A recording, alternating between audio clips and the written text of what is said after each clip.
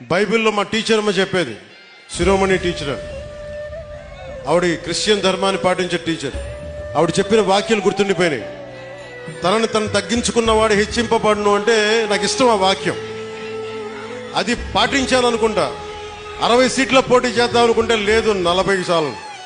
40 కాదు అంటే సరే 35, 35 కూడా కాదు 25 కూడా కాదు 21 అంటే 21 మొత్తం గెలుపు దేశం మొత్తం మాట్లాడుకునేలా చేస్తుంది.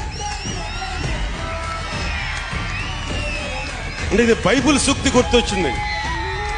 ఒక బైబిల్లో ఉన్న సూక్తి ఎంత గొప్పది అంటే, తనని తను తగ్గించుకుంటే హెచ్చింపబడతావంటే ఇంతకు మించిన సాక్ష్యం ఏం కావాలి?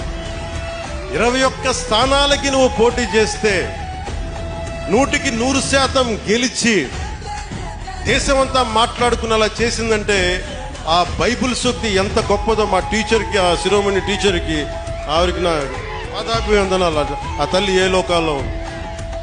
నా అన్నదమ్ములు పక్క చెల్లెలు పాటించే క్రీస్తు ధర్మానికి నేను అంతే ప్రాణం ఇస్తాను. భగవంతుడు